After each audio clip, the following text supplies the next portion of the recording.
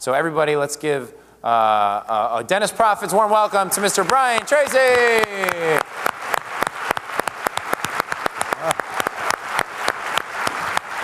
All right, sir. Thank you very much. You got it. Have fun. Have fun. Thank you. Can we turn those lights up again, please? I know we didn't pay enough for the electricity, but let's turn up the lights. There we go. Well, thank you very much. I'm just so delighted to be here and to be with Ed and you guys, because you are the cutting edge. As we say, the point of the spear. You're the leaders in this industry because you're here. Only the top 10% of professionals in any field ever come to a conference like this. And we noticed that none of you were brought at gunpoint, so that means you must be in the top 10%. Is that right? Is that a fair assessment? Say yes. And we're going through some turmoil in the markets today. Excuse me, could we turn up the lights, please? Oh, they're warming up? Did we turn them off? Oh, that's interesting. Okay, there we go. As the philosopher said, life is just one damn thing after another. So we're going through some turmoil in the markets today. And I remember in 1907, there was a financial meltdown in the U.S. markets. It looked like the U.S. economy was going to collapse. And J.P. Morgan brought together some of the top business people in the country, and they all sat down. And he sat down and he wrote a check. This is in 1907 for $500 million to stabilize the U.S. economy. One man, one financier by himself did it. Now, it's not possible today, but he was asked by the journalist, Mr. Morgan, what's the market going to do? And he said, well, I've given this considerable thought. He said, and I have concluded that the market will fluctuate. And this market will fluctuate. We're going through some very interesting times now. Whenever you have a long period of time, you go through a hangover period, which is what we're going through now, because of too much debt in too many different ways. And it all has to flush itself out of the system. But our market will stabilize. There's still 300 million people who need to eat and drink and go to work and school and have their teeth taken care of. And so business is going to be good in the future. We just have to stay calm. It's really easy to stay calm when everything's calm. It's when things are a little bit turbulent that you need to stay calm. You just take a deep breath and just be cool. Epictetus once said, the Greek philosopher, he said that circumstances do not make the man, they merely reveal him to himself. And so it is not circumstances that make our character, it is how we respond to those circumstances. And all throughout life we'll have problems and difficulties. Anybody here have any problems, by the way? Yeah. Well, it's the way that we deal with our problems, the way that we respond to them. We cannot control the problems. In fact, what we know is life is a continuous succession of problems.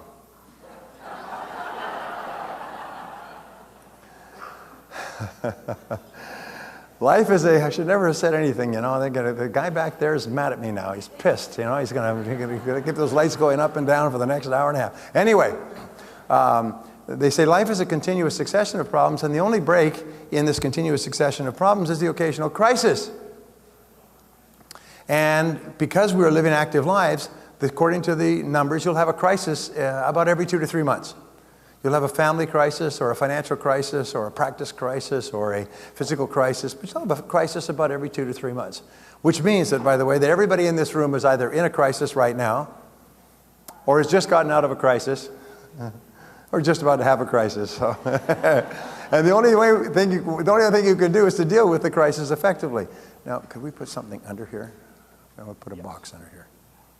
Under here, a box. Oh, good. Oh, thank you. And so how you respond to what happens to you in life is really the critical factor. So I have to ask you a question: what is the most important, highest paid work in America?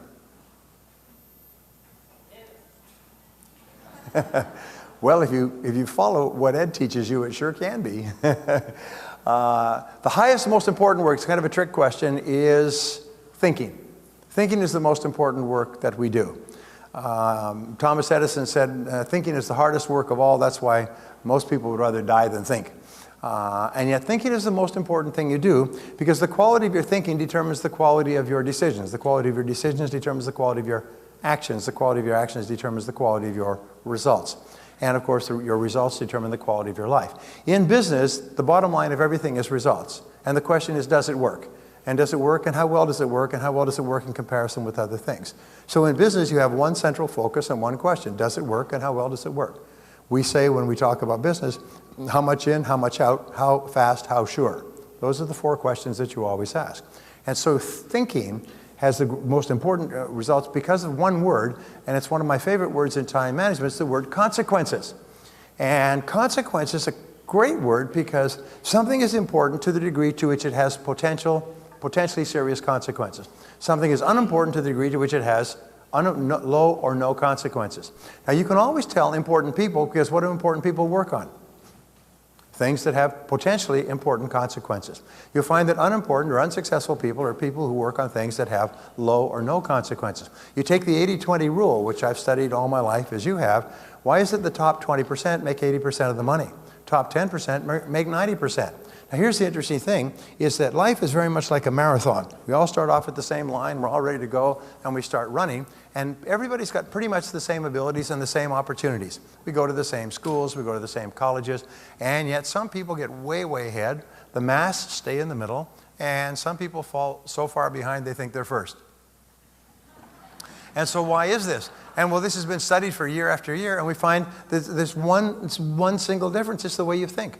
I was listening to somebody who grew up in a small town, and he was talking about this interesting point. He said he came from a poor family, and there were 3 families in that town that owned everything. They owned the mill, and they owned the factory, and they owned the general store, and they owned the shipping, and they owned the trucking, and they owned the agricultural processing. They owned everything. And these 3 families were rich. They had beautiful homes. Everybody revered them and talked about them, and they were on the bank boards and everything else. And he went to school with the kids from these 3 families. And, you know, everybody wanted to be their friends. Of course, you remember those days. And he found that they were quite normal kids. They weren't very different from anybody else. But somehow these families owned everything. And it was a real shock to him. It wasn't their education, because they weren't getting a better education than he was. They weren't the grades, because the grades were the same. It certainly wasn't their physical attractiveness or anything else. It was just one thing, is they thought differently. They had an attitude of looking for opportunities and possibilities. And what we have found, the series of articles in Inc. magazine, they were interviewing people who'd become fabulously successful, rags to riches stories.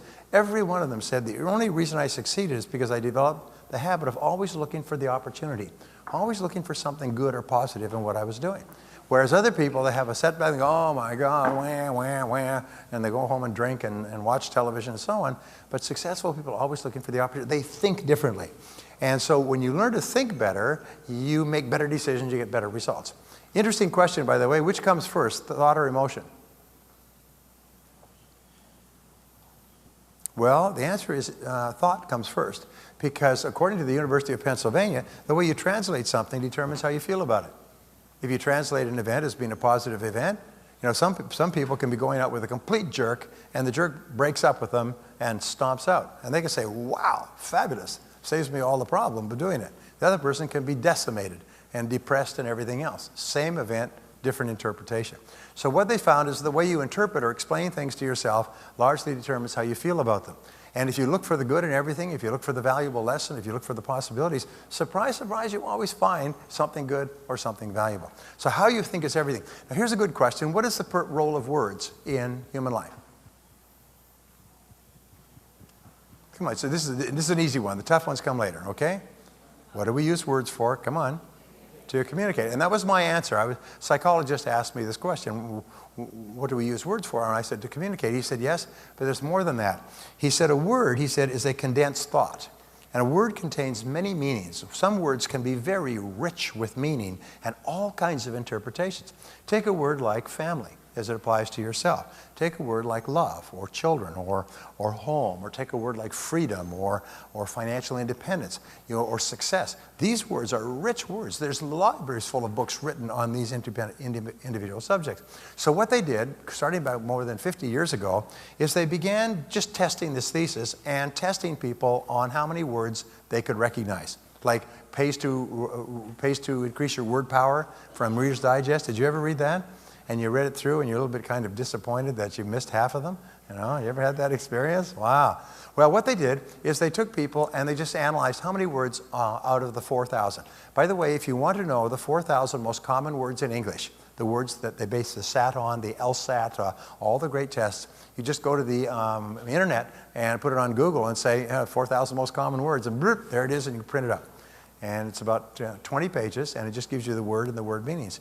And if you know those words, it'll put you in the top 10%, 5% of Americans living today. just because you know the words. Anyway, so what they did is they tested people, and they asked them, how many words do you recognize? And then they sorted them by socioeconomic level. There's 7 socioeconomic levels in America, by the way. Even though we are an egalitarian society, all societies have hierarchies, and we have a hierarchy. They found the people that knew the lowest number of words were inner city dwellers, and they had an average vocabulary of 400 words. Now, the English dictionary has about 650,000 words, and they knew 400. And some of them were words that are not repeatable in a family publication, and they were used as verbs, nouns, adverbs, and adjectives. Anyway, so then they went to the next level, and they knew more, and they went all the way up, and they found that the people at the highest levels of society recognized the most words. So they said, well, let's test this as a thesis, and they took people out of corporations, people who had certain levels of management, and they just experimented for 1 year. They taught them 5 words a day. An average, say, 1,500 words in the course of a year, and watch what happens to their lives. Well, it was just astonishing. They learned the words so they could recognize them and use them. They were promoted 2 or 3 times. Their income went up 50 to 100%. They were moved up into management. Their social circle changed. The people they hung around with and wasted time with in the evenings changed it completely. They started to associate with people who had higher vocabularies, because you always tend to associate with people who have the same level of vocabulary as yourself. It's almost like cream rises. You start to rise like cream as your vocabulary increases. Now, why does this happen? It's because the more words you know, the better you can think, because you have more tools to think with. You can think with greater subtlety. You can analyze things better. You can make better decisions. So as you learn more words, you actually become smarter. And every brain cell, as you know, is connected to 22,000 other brain cells. So as you learn more words, you connect those with other words, which enable you to see things, to sense things, develops your intuition to a higher level, and it makes you more successful. Now, why do I tell you all this? I'm sure you're fascinated by semantics. It's because when you come to this conference, what you do is you learn concepts. You learn words and concepts and ideas that you may not have thought about before, that open your eyes, like turning on the lights, which we did. They turn on the lights, which enable you to see ways to build your practice that you've never seen before.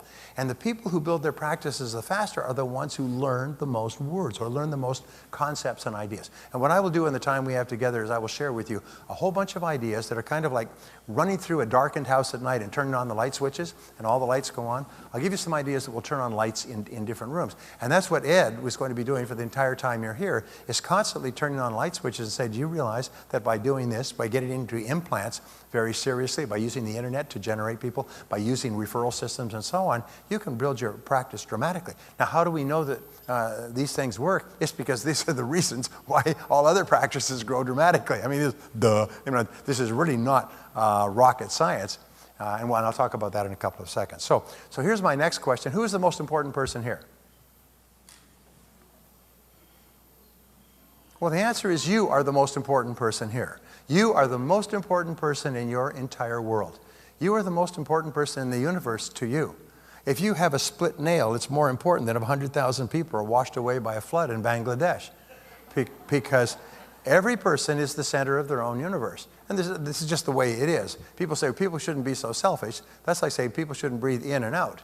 You know, the fact is that each human being is self-centered. That's the nature of staying alive, and it's essential for survival. Well, you are the most important person. You were important to your parents when you were born. You're incredibly important. Look at these little children, these little babies. I mean, whoa, geez, they become all important. This the most incredible transition takes place one day before, one day after you have your first child. Does anybody know what I'm talking about? Your whole life changes. It's almost like your whole life is like the first stage of a rocket that falls away when your first child is born. It just falls away, and everything else was kind of preamble. It's kind of like of secondary importance. What's really important is what happens from now on. And so you are very important to your parents. You are very important to your children. You're important to your friends. You're important to your patients. You're important to all the people whose lives you touch. And you're going to get some opportunities to touch some additional lives after I finish speaking. But touching lives makes you one of the most important persons. What do we have coming up in 11 days? Ta-da! Federal election. And I'm not going to talk about politics. You know, it's the problem with the word politics is it comes from the Greek. You know, poly means many, and ticks means voracious bloodsuckers. You know, so we won't talk about politics because everybody's got their own idea. But I will just tell you this: if you vote the wrong way, your taxes are going to go way up. Right now, if you vote the wrong way, your taxes are going to be 50 to 60% as an independent business person running a private practice. Anyway, that's if they can get it all through. If they can't get it all through, well, then you'll only be 55%. That's before state taxes and sales taxes and car taxes and other. Anyway, but I'm not going to talk about politics. In the election 11 days from now, you walk into the voting booth and, hey, right next to you, there's Bill Gates. And the other side, there's Warren Buffett. Geez, these guys are the richest people in the United States. How many votes do they get? They get the same number of votes that you have. Your votes are important. You are an important person. Now, the reason I ask you this is because when I learned this, the underpinnings of this concept, it changed my life forever.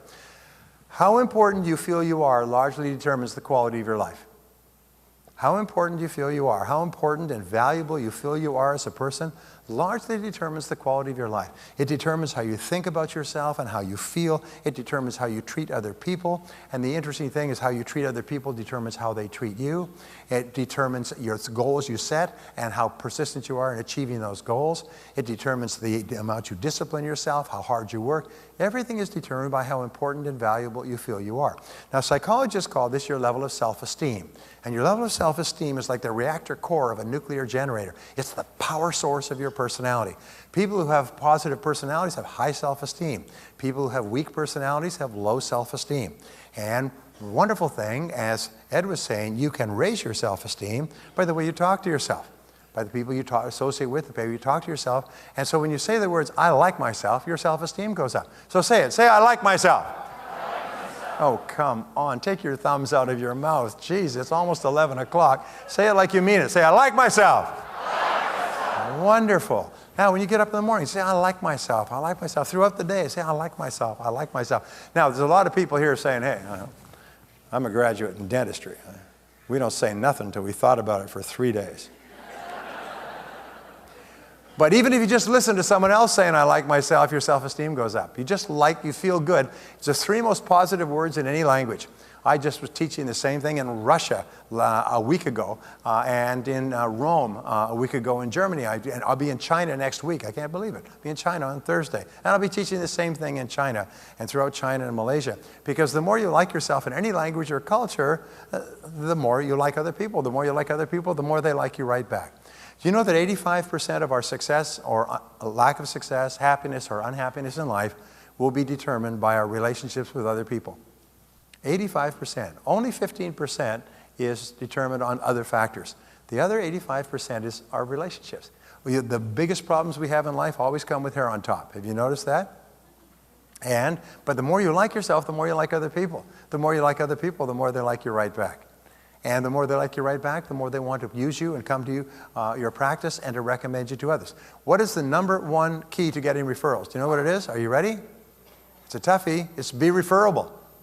Be referable. How do you be referable? Be a nice person. Do you know what the number 1 word used to describe people to whom we refer others to? That he or she is a nice person. They are really nice people. They are really nice people. You know what nice people means? High self-esteem. You walk into a dental practice where the people are grumpy and say, sit down there and we'll call you when you're ready. You know, all right, it's your turn. What's your name? Trashy? No. Tracy? All right, whatever. Get in here. All right. And then the other looks at your teeth and says, oh my God, what a terrible job. Whoever's been working on your teeth before. I mean, you should have come here years ago. It may be too late. I mean. And then you go into another practice and everybody's cheerful and they recognize you and they say, hi, how are you doing? Please sit down. We'll call you in a minute. If there's a delay, they say, I'm sorry, there's a bit of a delay. Can you hang on? Can we get you a glass of water or something? And you sit there and you feel special. So what is the key to building a successful practice? Of course, you must have the technical knowledge, but the key is make patients feel important. Make patients feel important. From the time they come in, make them feel important and make them feel valuable. Raise their self-esteem. And you know what the fastest way to make a person feel important is when they walk into your practice? Smile at them and say, hi, how are you? Thank you for coming. Nice to see you today. How's everything going? So the first impression is like a wave of warmth, and their self-esteem goes up and they feel valuable and important. And the last thing you do is you say, thank you for coming. We sure enjoy having you. We'll look forward to seeing you again. And if it could be of any service to you, please give us a call. And if something comes up, let us know. So the last impression makes them feel important. And in between, treat them like they're the most valuable people in the world. And I promise you, you'll have to turn your phone off to keep people from calling to make appointments, because once you make people feel important, their friends will all want to send people to you. Anyway, it's a small thing, but how much you like yourself is important. Now, here's the second thing. We find that really top people in every field love their work. Is they don't look at their work as, and get through this. They love their work. And you can only be successful if you love your work, if you're doing something you really enjoy. Now, there will be mornings when you will get up, and so what they say is, I love my work. Say, I love my work. Whoa, whoa. Time to look for another field for some people here. All right. Try it again. Say, I love my work. Wonderful. Now, there will be mornings when you get up, and you will not say, good morning, God. You'll say, good God. It's morning. But you can get yourself cranked by talking to yourself in a positive way. Remember, 95% of your emotions are determined by how you talk to yourself. So you get up and you start saying, I like myself.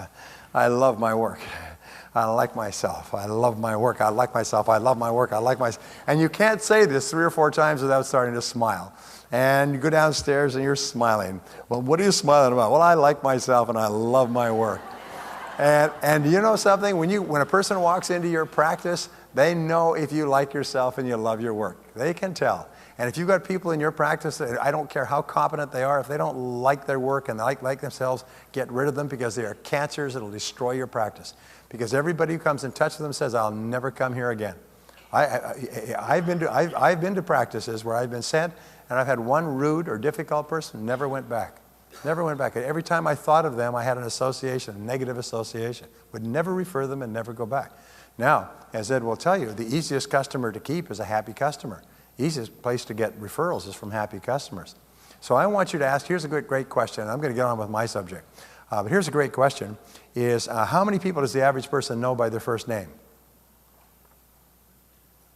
Well, it's about 300, I think one of the studies said. Some people who are in public relations or sales know even more than that. But the average person knows 300. So let us say, just for fun, that the patient that is coming to your practice now, that this patient, only 10% of the people that he or she knows are patients for you, prospective patients for you. Only 10%. So how many is 10% of 300?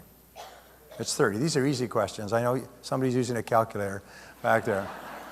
And you got it wrong anyway. So here's my point. So imagine every patient that comes to you has a neon sign right here. It says 30. And it's blinking.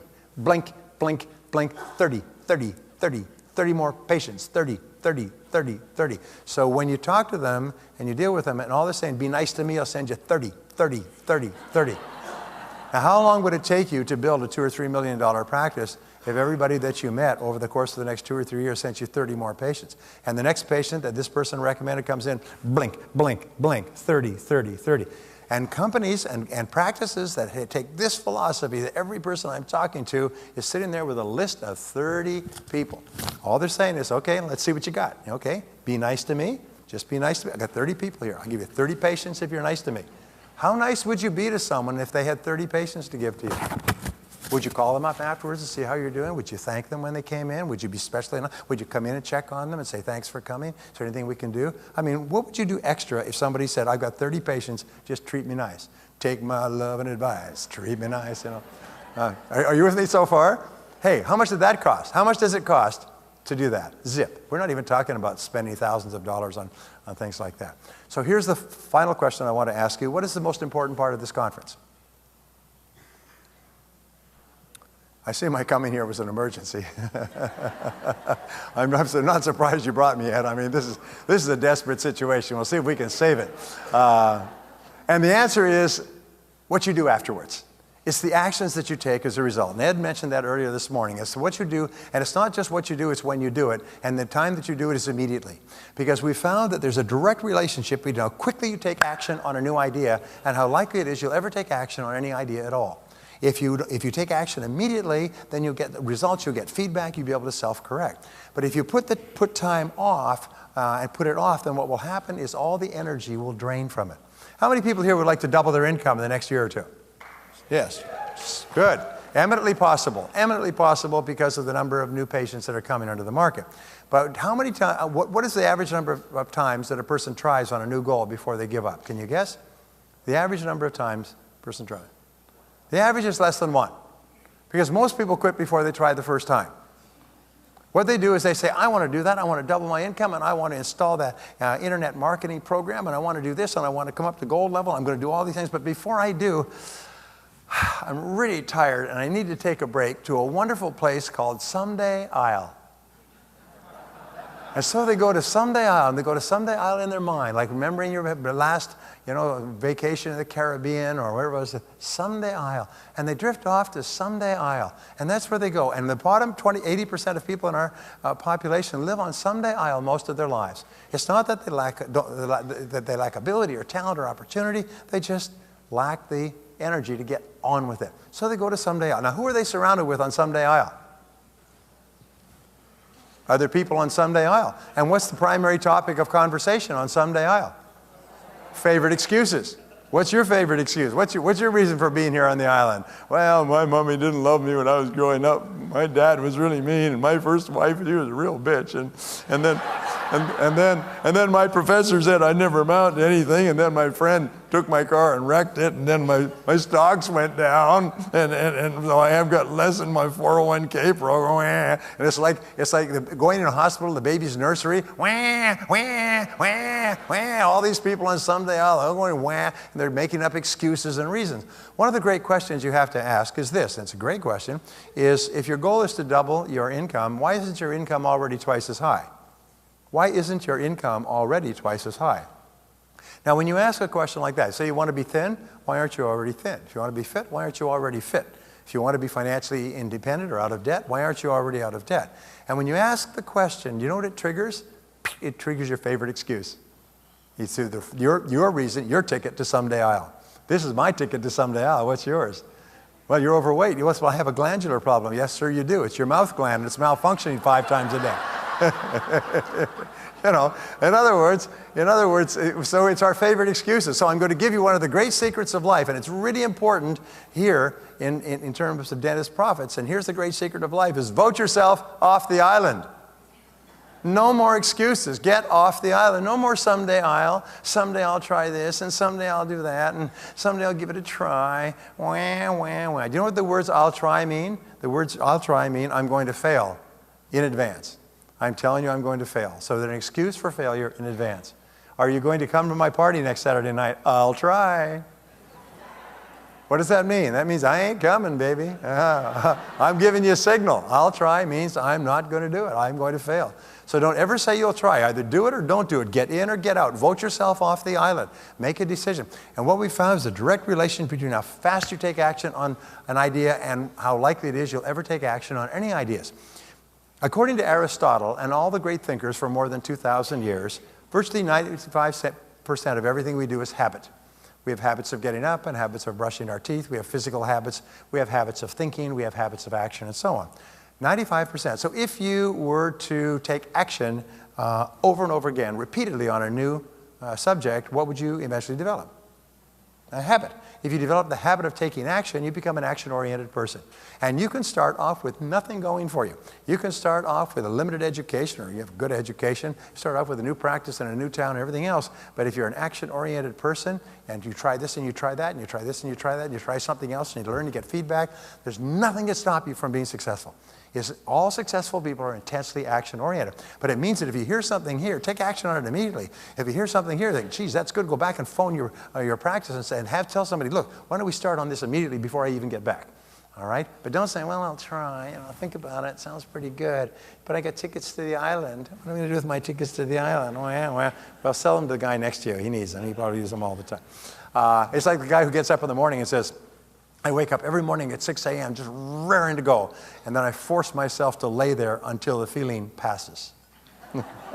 Well, that's what a lot of people do. They hear all these great ideas, and they say, wow, that's a great idea. I got to put some distance between me and that idea, or I may even implement it. Oh, my God. Then my income would go up. Oh, that's just too much to think about. Whoa, wait for me. I'm coming to the island. Got a spare seat? Anyway, so vote yourself off the island. Now, I didn't know any of this when I was coming up. I didn't know anything about the 80-20 rule. I started off humbly. I did not graduate from high school. I worked at laboring jobs for several years, and I can tell you the story. I finally got into sales. And in sales, I ran around, spun my wheels, and went in circles, and I made no progress. And after about 6 months of hard work, just barely hanging on, I noticed there was one guy in our company that was making 10 times as much as anybody else. But I was getting up early in the morning, 6 or 7 o'clock. I was in the parking lot when people came to work. I'd work all day long, knocking on doors, offices, and then in the evenings I'd go out and knock on homes and apartment doors. And I'd make a sale a week, maybe. And he would roll into the office at 9 o'clock. Customer would roll in. They'd have a nice little talk. Ho, ho, ho. Customer would sign a big check, sign the order. He'd go out and make a couple of sales before lunch, have lunch with another customer, make another sale, make some more sales, quit at 4:30. He was out selling the whole sales team together. And over time, by the way, I've worked with probably 1,000 sales organizations, and almost always there's one person out of 50 salespeople who sells as much as all of them put together. And they all started off at the same starting line. So I went and I asked him, I said, what are you doing differently from me? And he told me, and I did it, and my sales went up. And then I went back to him, I said, well, what else? He said, well, have you read anything on selling? I said, are there books on selling? I had no idea there were books on selling. So I began to read books on selling. Every morning I'd get up and read for 2 or 3 hours. I'd read in the evenings. And then, what about audio programs? I didn't know there were audio programs. I began to listen to audio programs. I just carried them around. I listened to them until they basically were recorded into my brain. And even today, I can hear the words of the first audio trainers that I listened to. And I began to attend seminars. And then, of course, the most important thing of all for you is to come to practice meetings like this. Well, practice development meetings. Well, what happens is my sales went up and up and up, and then they made me a sales mangler. And as a sales mangler, they said, look, whatever you're smoking, you should get some guys and share it with them. So I went out and I recruited people, and I taught them what I knew, and their sales went up. And today, I meet millionaires all over the world, who are millionaires and multimillionaires who came to one of my seminars or listened to one of my programs and practiced those things and became successful. Which brings us to, and this is the reason I had this up here, I wanted to write down a couple of things. I know you like to take notes. Do you like to take notes? Say yes. Okay. Okay. So I'm going to be watching you. So no more going to the island. Okay, here we go. All right. So what I learned, which changed my life profoundly, is what is called the law of cause and effect. Now, the law of cause and effect is the reason that you're here. It's the reason that explains success and failure.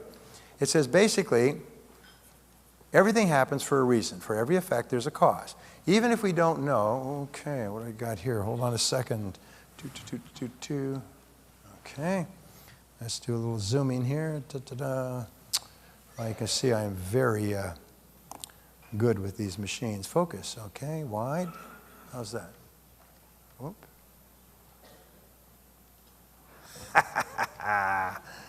There we go. Thank you. So we just straighten this out a bit. Okay. It's like a kid with a toy at Christmas, okay. So the law of cause and effect says that for every effect in your life, there's a cause, that everything happens for a reason. Even if you don't know the reason, there's a reason. If somebody's practice twice as large as somebody else's practice, it's not because of you or your genetics or your DNA or your chromosomes or anything else. It's just because they're doing something different. That's all. So what you do is if you can define the effect that you want in your life, and then what you do is you trace it back to someone who at one time was earning less than you and who's now earning twice as much. And then you find out what they did. You come here and you ask Ed and his people and they'll tell you, and then you do the same thing. We say success leaves tracks. So you just do the same thing and you get to the same place. Which brings us to one of the great rules of success, is that if you do what other successful people do over and over again until it becomes a habit, nothing in the world can stop you from getting the same results that they do. And if you don't, nothing can help you. Now, this is a very important point to understand, is that all success skills are learnable. All practice, development, and management skills are learnable skills. All sales skills are learnable. All public relations skills are learnable. All physical, mental skills are learnable. You may not be able to play, a classical violin or dump baskets like Michael Jordan, but all business and sales and management skills are learnable skills. And so therefore you can learn any skill you need to learn in order to achieve any goal that you want. And that once you understand that, so for me, that happened to me when I was 23, the dam broke. When I learned this law of cause and effect, I couldn't believe it. My God, you mean I could learn to be successful? I was a failure. I had holes in my one pair of shoes. The shoes were given to me. My size is about 10 and a half. These were size 12, so I wore them like swim fins. I had to kind of lean forward into them, so it went ka-flop, ka-flop, ka-flop, ka-flop. I had one clip-on tie and one shirt that was wash and wear. I had to wash it out in my sink each night because it would stink. And I had one pair of pants. And I put on my little clip-on tie and my little shoes, ka-flop, ka-flop, ka-flop. And that was my beginning of my career. I could tell you within 25 cents how much money I had for the first 10 years of my adult life. And then I learned that you can be in the top 20% of salespeople. You just do what they do. So then I began to ask, what do they do? Well, over time, I learned this. And this is the great principle, is that thoughts are causes. Thoughts are causes. And this is the most important principle of all. This is the great discovery of the great philosophers, the great metaphysicians, the great mystics, the great mystical and religious and spiritual teachers. It's the foundation of psychology and the foundation of success, is that thoughts are causes. Your thoughts, however well put together, as we talked about earlier, determine what happens in your life. And conditions, the conditions of your life, are effects. So basically, you create your own life with your own thinking. Now, this is one of the hardest things for people to understand, is that their entire outer world is merely a mirror. It reflects back to them in absolute, complete accuracy what is going on inside.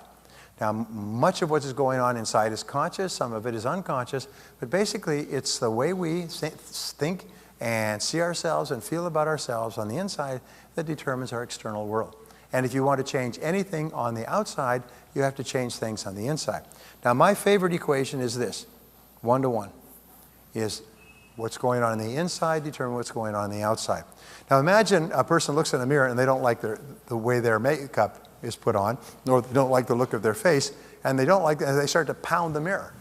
Pound the mirror. They go and get a hammer. I got to pound this mirror. You'd say you must be crazy. The mirror is neutral. The mirror just reflects back to you what you're presenting to it. So if you want to change what is being reflected back, you have to change what you present to the mirror.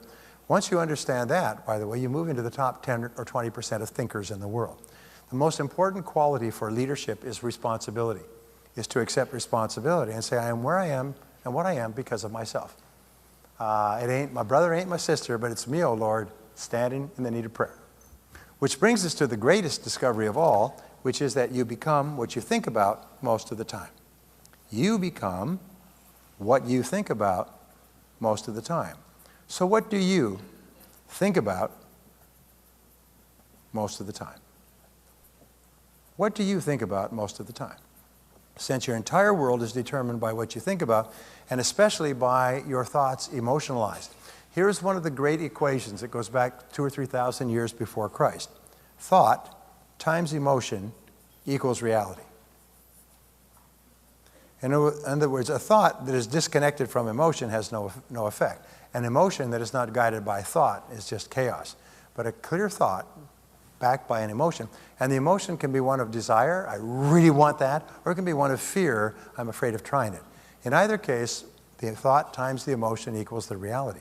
So if you can think of doubling your income and think of all the reasons why you'd like to do it and all the difference it would make in your life and your practice and what you could do for your family, and you get really excited about that, thought times that emotion is very healthy, and it begins to materialize, almost like a Polaroid photograph used to develop, begins to materialize in your reality.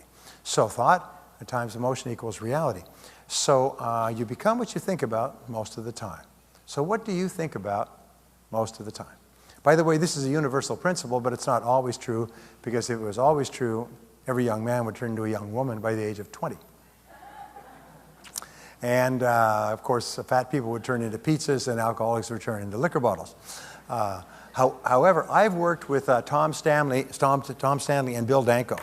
And Tom Stanley and Bill Danko are the ones who wrote The Millionaire Next Door. And Bill Danko did most of the heavy lifting. He did 25 years of detailed research, surveys, analysis, attending meetings, and so on, to find out how self-made millionaires think most of the time with regard to money. And do you know what they think about most of the time with regard to money? They think in terms of financial independence. And whenever they have to make an expenditure or a decision with regard to money, they say, does this help or hurt? Does this add up or take away? Because everything counts. Now, what most Americans do is they want to spend, and until their daddy takes their T-bird away. They want to have fun, and put it on credit cards and so on. So the average American, the bottom 80%, lives on 110% of their income. And now, unfortunately, the chickens are all coming home to roost, and their income was built on an inflated home value, and that has collapsed, and so now the whole house of cards is collapsing. The wealthiest Americans save 10 to 20% of their income from their first paycheck. They cut it off the top and they put it away, and they save it, and they build up cash reserves. The wealthiest Americans have 6 to 12 months in cash reserves that they never touch.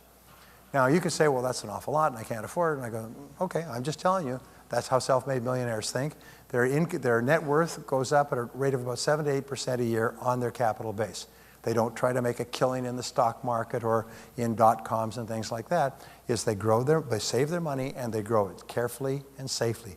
They're very attentive and thoughtful about their money. They're very frugal in their decisions. But what do they think about most of the time? They think about achieving financial independence. Tom Stanley talks about going to a conference of entrepreneurs that had been addressed by an economist the year before. And it was at the reception.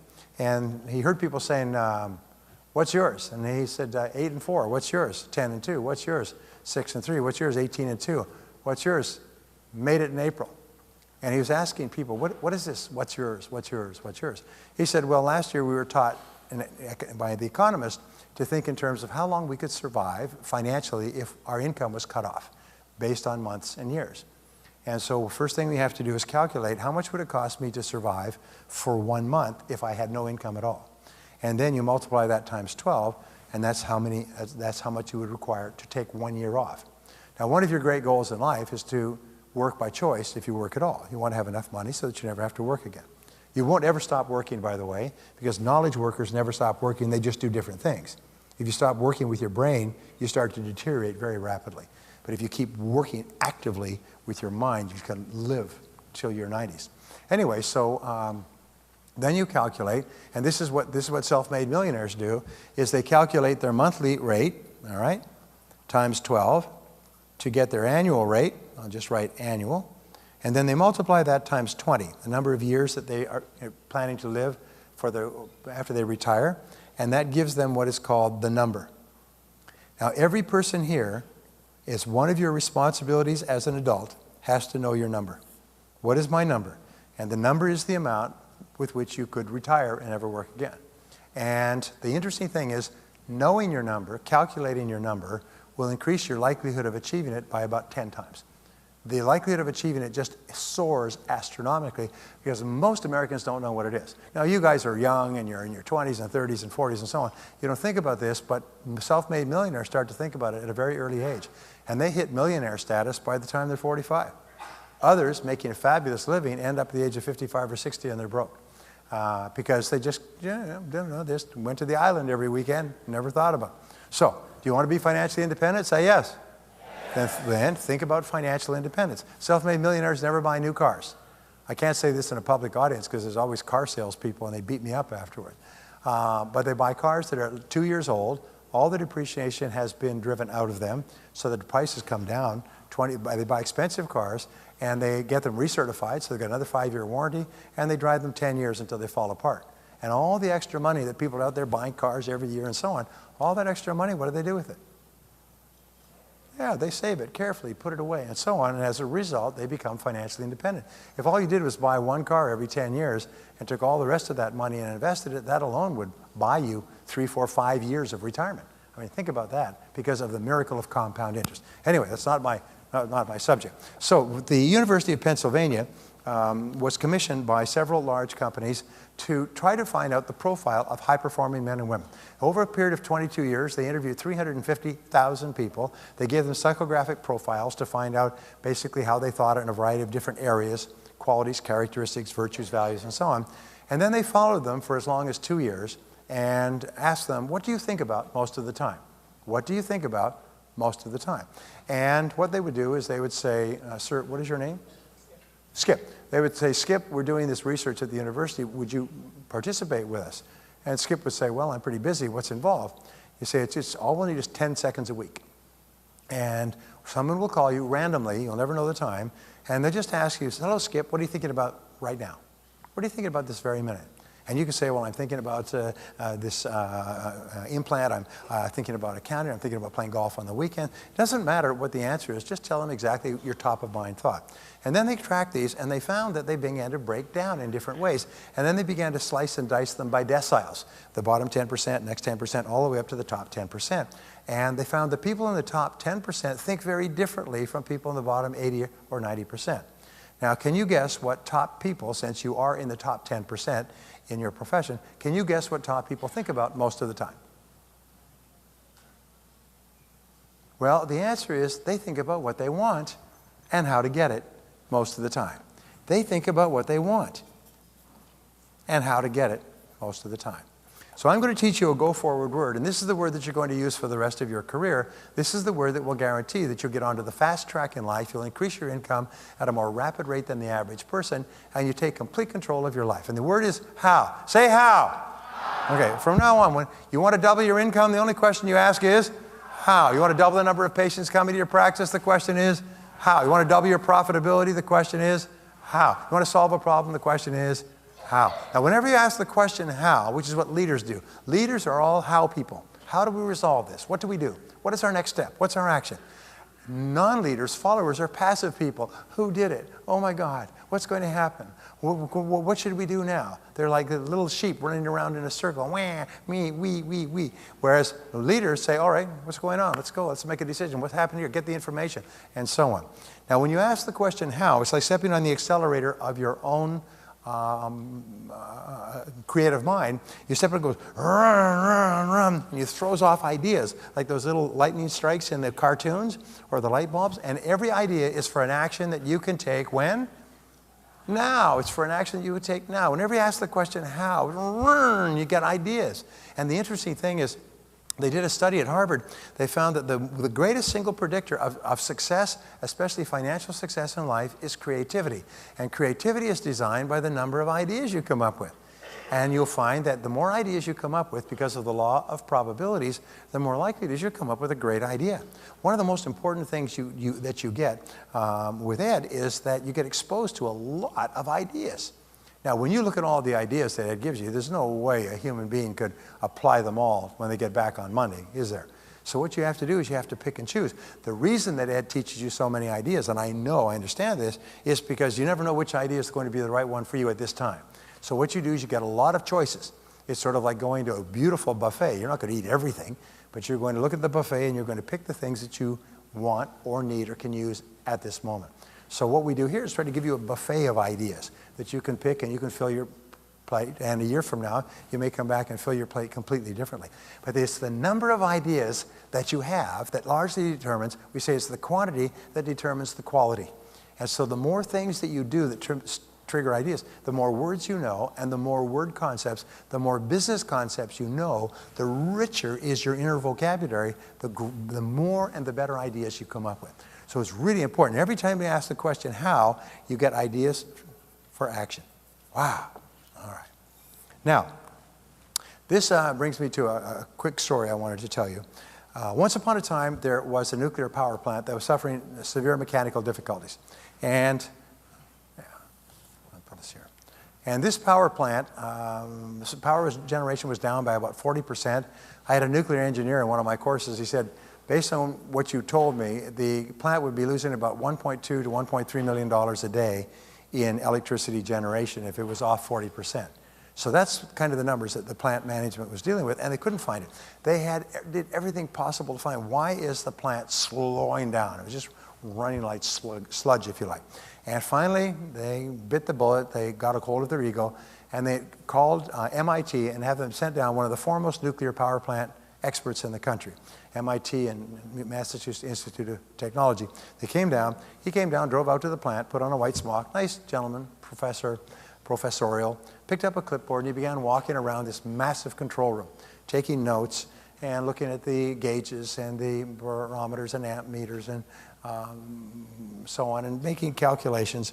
And after about 2 days of this, afternoon of the second day, he said, that's the problem. And he got up in a chair and he took a big black marker out of his pocket and he put a big black X on the gauge.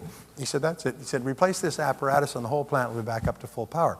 Thank you very much. He put down his clipboard, took off his smock, thanked them for their time, drove back to the airport, caught his plane back to MIT.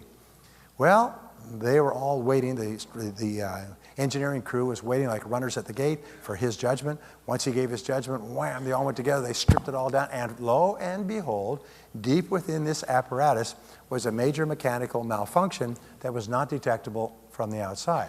So they immediately went to work. They replaced it with all new equipment, put it all back together again, and assembled it, and then threw the switches, and the whole plant went up to full power.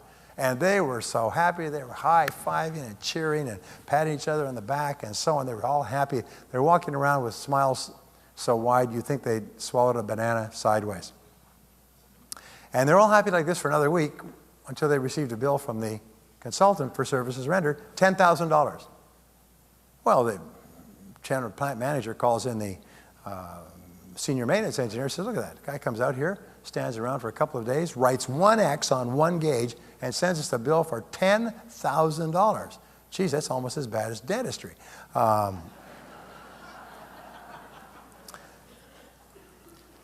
See, that's not very funny. I think I'll go and sharpen up my sense of humor with another group.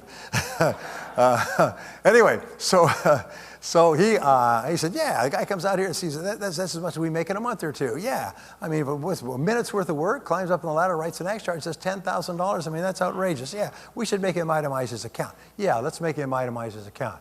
So the plant manager wrote back and said, dear sir, you know, with all due respect, all you did was write one X on one gauge. $10,000 seems like an awful lot of money for that little amount of work. Could you please itemize your account in a little more detail? So about 10 days later, they got a new bill back. It said, for writing X on gauge, $1.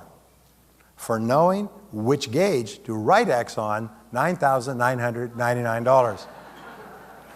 In other words, it wasn't the amount of physical labor, and this certainly applies to your profession. It wasn't the amount of physical labor, it's the amount of brain work that went into doing this, the precision brain work. And that introduced me to what we call the X factor.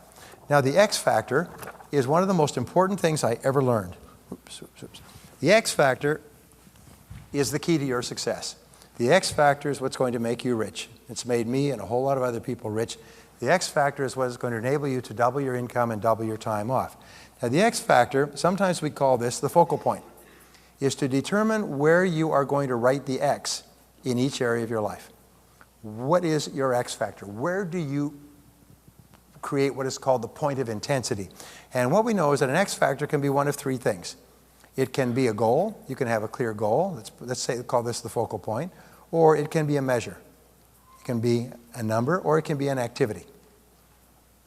Now, in building our business, it has to be one of the three, but sometimes it can be a goal, double our personal income, and the measure is to either double the number of patients we have, or double the profitability per patient, or double the number of referrals we get, or it can be an activity. It's the way we treat the patient, what we do from the first phone call all the way through, which leads to the goal. But in any one of these three cases, or all of them, the critical word is clarity. In my experience, 95% of success is based on how clear you are about the goal that you're aiming at, how clear you are about the measure that you're going to use, or how clear you are with regard to the activity that you're going to engage in to achieve a particular goal. So always think of those, and what are they? Now, when we look at successful people, we find that successful people have focal points in the four critical areas of life. And the first critical area of life that I need to talk about is what is called, it has to do with income. This is really important to understand, is the average person who works for a living thinks about their income in terms of how much they earn in a year or a month. That's because when they first got a job, they were paid by the year and the month. This is a $25,000 a year job, you get $2,100 a month and so on. So people at the very beginning, first impression is they think in terms of annual income. Maybe they think in terms of how much they get per month. They're, of course, focused on how much they get every 2 weeks and so on, but that's how they think. Now, if you think like that, it's very easy to waste time, because what the heck, you're getting paid by the year. So if you waste time on Monday, catch up on Tuesday. If you don't do it on Tuesday, Wednesday's still there. Wednesday, hump day. Then there's Thursday. Then there's, thank God, it's Friday. Oh, what the heck, you haven't got it done by Friday, just punt it into next week. And this becomes a habit. It becomes a habit. So in the world of work today, if you're running your own practice, 50% of working time is wasted in general. It's wasted mostly with idle chit-chat with coworkers, chit-chat, chit-chat, chit-chat, chit-chat, that has nothing whatever to do with the work. It's wasted in personal business, personal phone calls, extended lunches, extended coffee breaks, reading the paper, surfing the internet, personal business, going shopping during the daytime. It's the most amazing darn thing. 50% of working time is wasted. Now, if working time is wasted, it's not the fault of the employee, because they think in terms of annual income. What does it matter? They'll get caught up later.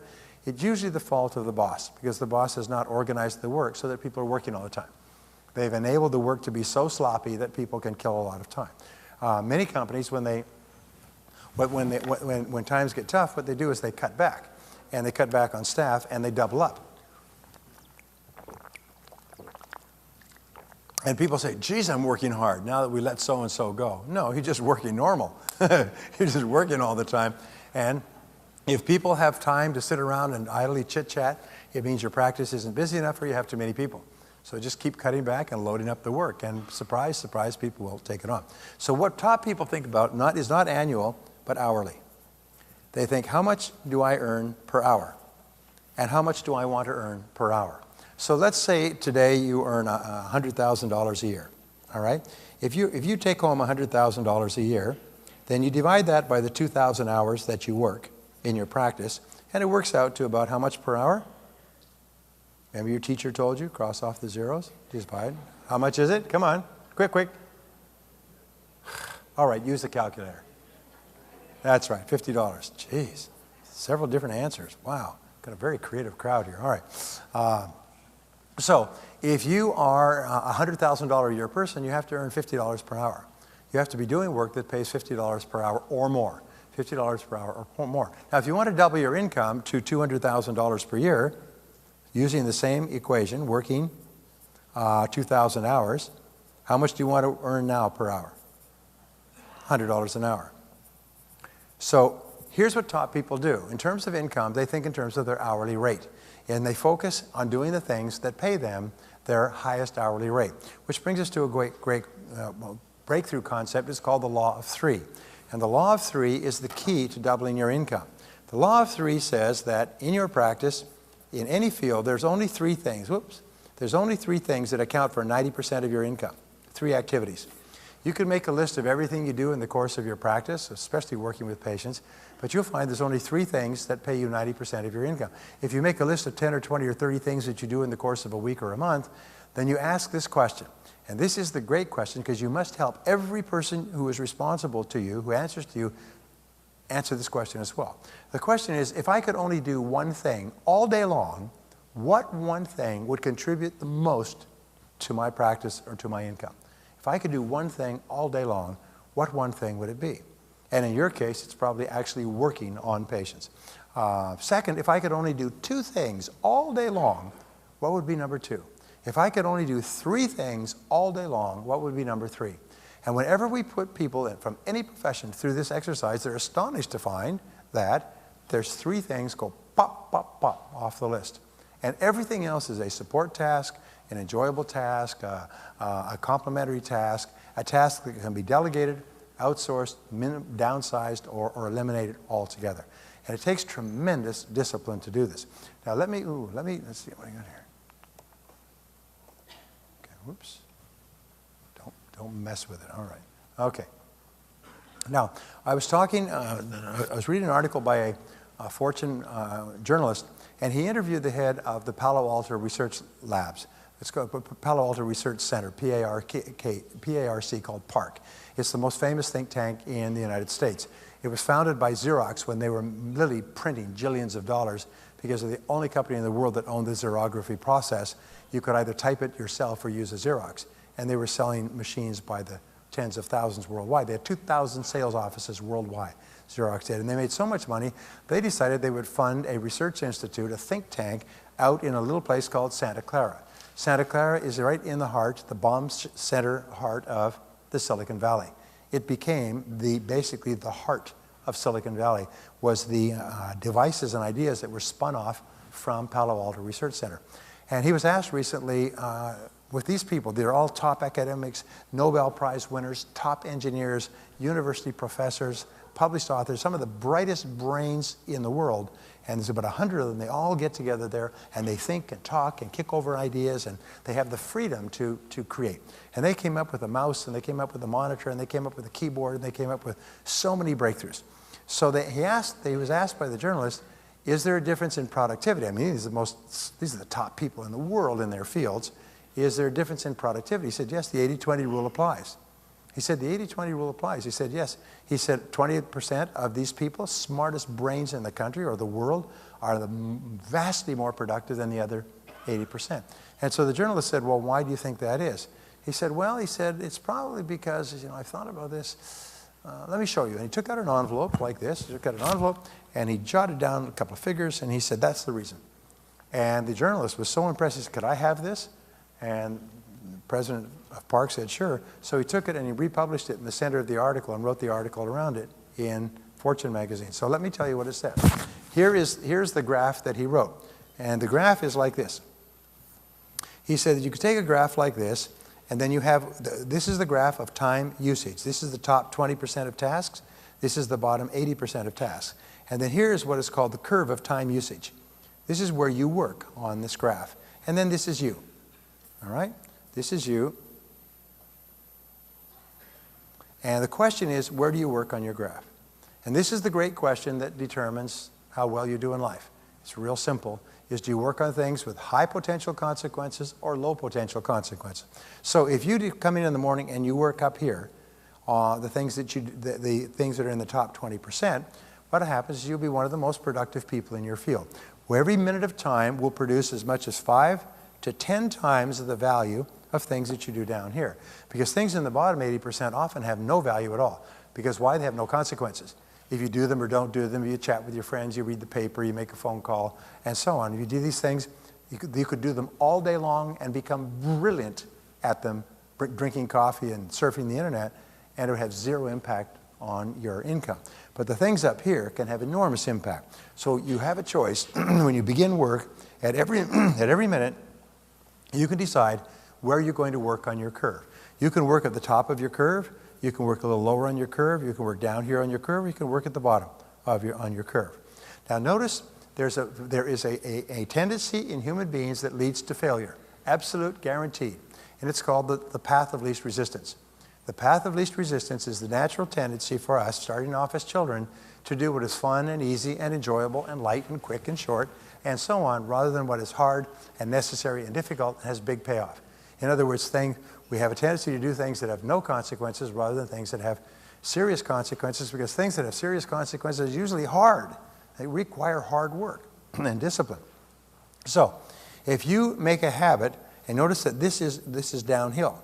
The path of least resistance says the natural tendency for us is to slip into, we didn't mean to, slip into doing things down here. But what do we know? We know that if we do something repeatedly over and over again, what do we develop? We have a habit. And low performers have the habit of starting off the day doing things of no value. In fact, a friend of mine just wrote a book, Time Management Specialist, and the title of her book is Don't Check Your Email in the Morning. Now, when you say that to people go, oh, are you kidding? I have to. I have to get up. I have to get up in the middle of the night and run and check, see if I've got a message. I got to run there in the morning and check. I got to check it on my PDA when I'm traveling around. I got to check it in the airport. I got to check my email. I got to check my email. I mean, somebody may have sent me a message. I've got to check my email. And you're just like junkies. You're like email junkies. I've got to have my fix. I'm starting to go into DTs because I haven't had an email check. She said, I remember a reporter for Forbes who went on vacation. He came back from vacation after a week, and he had 800 emails.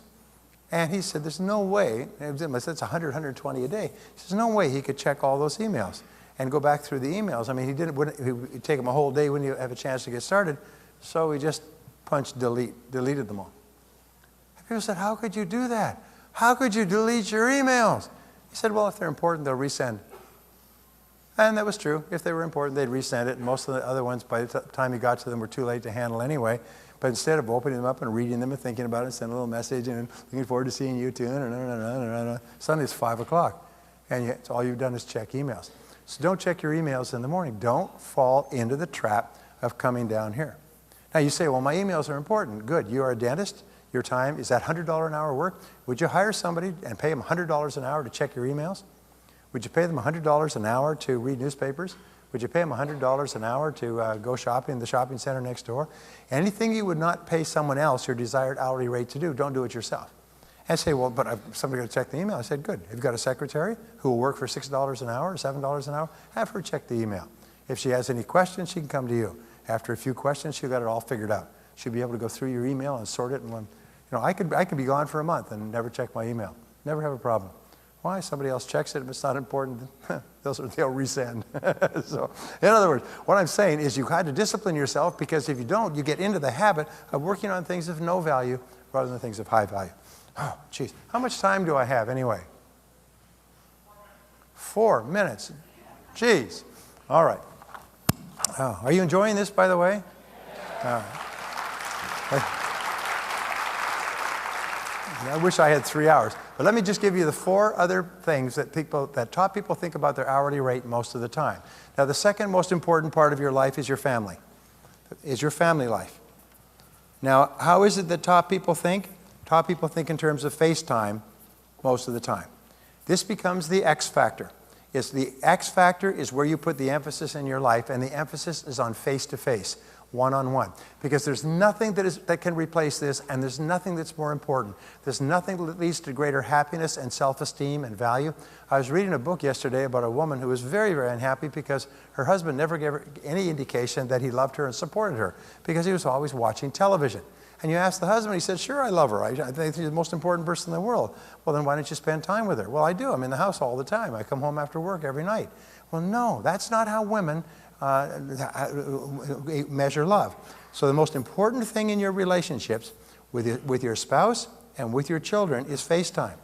How does a child spell the word love? T-I-M-E. How do children grow up? With high self-esteem and self-confidence. Their parents give them lots of FaceTime during their formative years. And as a result, they don't understand. They're not working it out psychologically. They just know that if the most important person in my world, this giant, is paying me all this attention, I must be pretty important. I must be really valuable. I must be a good person. And they grow up with high self-esteem and self-confidence, and they like themselves, and they like other people, and they're popular with their friends and everything.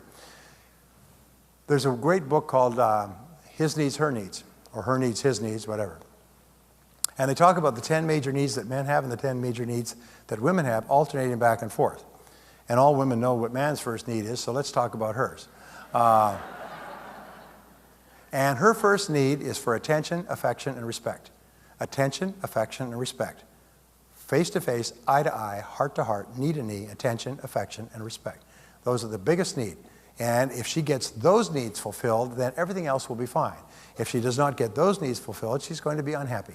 And men think, well, geez, I'm in the same house, I'm watching TV. No, the only time you are actually with the woman in your world is when you're face to face and giving them attention and listening to them when they talk and giving them affection and respect. How am I doing, ladies?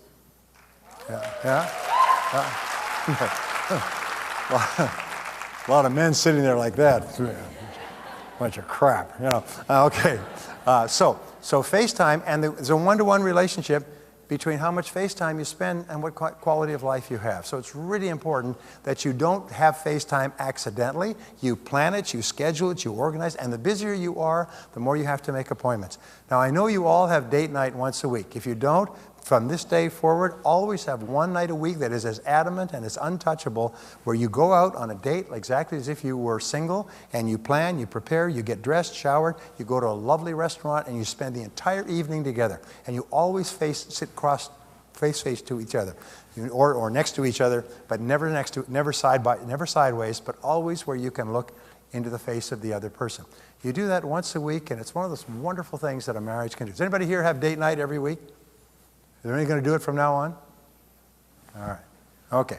Here's the third one, and I've already talked about the fourth. The third key has to do with health and fitness. Health and fitness. Now, with regard to health and fitness, we find there are two focal points. Focal point number one is waist size. Now, it's a really interesting thing. Your waist size, the fitness trimness of your waist is really important.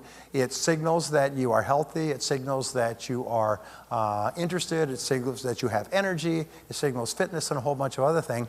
And the second part is what is called is minutes of exercise per week. Now, you and I, because of our health system today, no matter what they say in the papers, we have the finest health system in the world.